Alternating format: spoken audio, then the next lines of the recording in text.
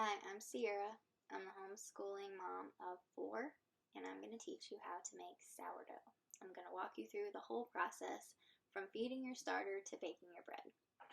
But before I start that, I'm going to tell you a little bit about sourdough and the items that you're going to need to bake it yourself. So, sourdough is by far the most important staple in my kitchen. A lot of people have a misconception that sourdough starter only makes bread, but in fact, pretty much anything that you can think of to bake, you can bake with sourdough. Also, there are a lot of health benefits to sourdough bread and sourdough in general. Sourdough is easier to digest than store-bought bread. The bacteria in the starter pre-digest the starches in the grains before you even eat it. So the fermentation process also breaks down the gluten, and that makes it easier for people with gluten intolerance to digest as well. So phytic acid in the grains is broken down during the fermentation process. Phytic acid is an anti-nutrient, and it decreases the body's ability to absorb certain nutrition from foods. It's found in lots of nuts and seeds and grains. Sourdough bread also has a lower glycemic index than other bread. It doesn't spike your blood sugar, it gives you more even blood sugar and even energy. So it's just better for you all around. You're going to need an active starter, water, unbleached bread flour. You can use other sorts of flour, but unbleached bread flour is my favorite, and that's what I use. So I'm just teaching you guys my way. So starter, water, unbleached bread flour, salt, a container with a lid, but you can also just use a bowl with plastic wrap on top or a damp tea towel on top. Parchment paper, a kitchen scale that measures in grams, a Banneton basket, or a bowl with a tea towel. So if you don't have a Banneton basket, you don't need one necessarily. You just need a large bowl and a tea towel that you can line it with so that your loaf doesn't stick to the bowl. You need a Dutch oven and a lame or a razor blade for scoring. The razor blade or lame, that's optional. You don't have to score your bread, but in my opinion, that's the most fun part. So I chose to start by showing you how to feed your starter, and I chose to show you with a seemingly dead starter. So this is a starter that I brought to my friend a couple weeks ago, and I ended up not seeing her, so it's been sitting in my fridge for a couple of weeks. It looks kind of dead. It had hooch on top, that liquid that you saw. That liquid is the byproduct of hungry starter. So when your starter gets hungry, it needs to be fed and it's neglected, it develops acetone on top. If this happens, don't freak out, don't throw away your starter. Just pour off the hooch, that's what that acetone is called, it's called hooch, and then you're going to feed it. When you feed your starter, you're going to want to feed it 1 to 1 to 1. So you're going to have a third starter, a third flour, and a third water. So what I just did, while dumping flour all over my table, is I gave it a little less flour than it needed. So after I cut this video, I actually ended up adding a couple tablespoons of flour, and then it ended up being perfect. The consistency ended up being perfect. You're going to stir it with a wooden utensil. I used a chopstick because I didn't have a wide mouth jar right there. And the consistency that you're going to want is thick pancake batter. So I'm choosing to dump this into another jar because I want you guys to be able to watch the process of the starter going from inactive to nice and bubbly and active. So dumping it into another container is not part of the process. It's just to show you guys. A good way to keep track of how much your starter has risen is to use a band of some sort to mark where it started. So you guys saw how thin that was. That was a little bit too thin, but I made it a little thicker. So that's marking where my starter went to when it first began to rise. And then we're going to fast forward about 8 hours, and you're going to see how much it rose over that time. Also, when you put your lid on, you're not going to want to put it all the way tight. Sourdough has to breathe and it expands. So it's never happened to me, but an active starter can actually explode your glass. So don't ever completely close your jar. And you can see my starter's nice and active and bubbly, and it's ready to be used. There is my scale, and I've set it to grams. Now to start, I'm going to take my container, I'm going to put it on my scale, I'm going to zero it out. I'm going to add 50 grams of sourdough starter.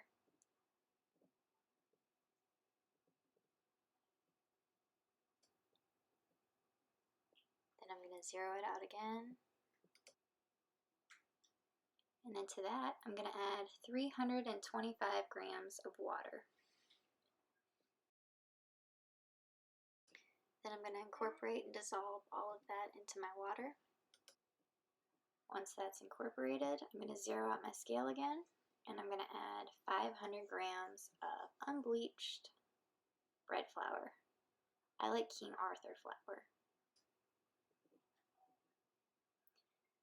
Then I'm going to zero out my scale again, and I'm going to add 10 grams of salt. If you add a little bit more than 10, that's okay too. So the last step of the mixing up process you're going to do with your hands. You're just going to mix up your dough. At this point, you're going to get a really weak, shaggy, dry dough. And that's totally normal. Okay, so this is my shaggy dough. You can see it has no gluten strength. When you stretch it, it breaks. So we're going to let this sit for at least 30 minutes. This process is called auto-leasing, and that's when your dough is going to become completely hydrated. Okay, this is after it's set for 30 minutes. And you'll be able to see that the dough is already built a little strength and it's more well hydrated. You're definitely going to want to wet your hands for this step because it's quite sticky.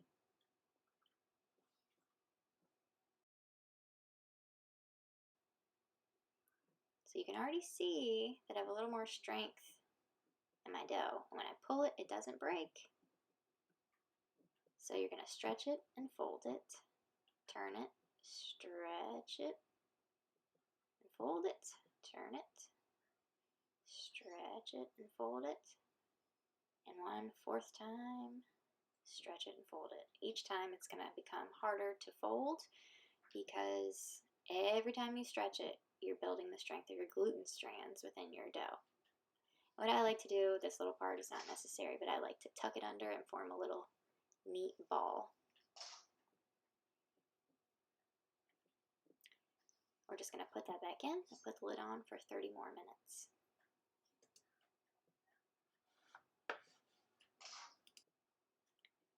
So now it's time for our second stretch and fold. I'm going to wet my hands again.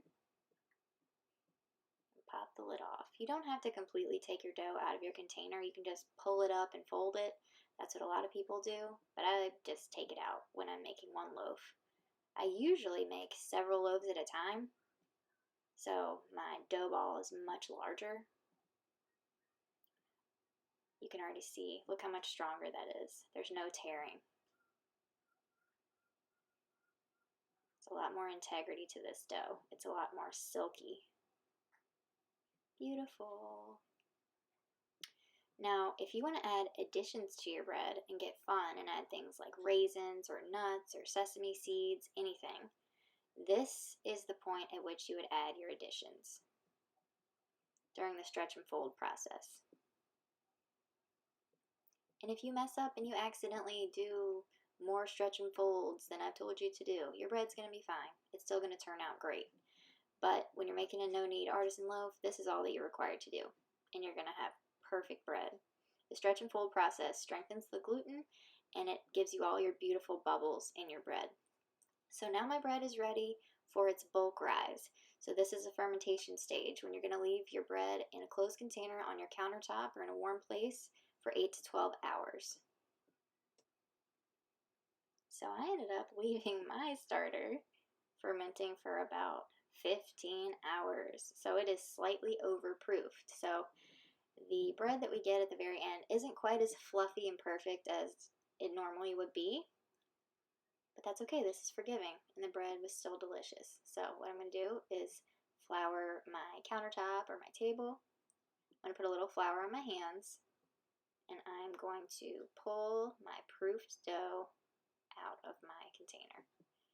Look how much it's risen. It's like perfectly uniform. It's totally silky and soft. Now I'm going to shape my loaf. You can do this part with a dough scraper if you'd like, but I just generally do it with my hands. And what you're just going to do is pinch dough from the outside and pull it to the center until your ball gets tighter and tighter and tighter. And once you get to the point where you feel like your dough is going to rip and it's super tight, then it's ready to flip it over on the seam side.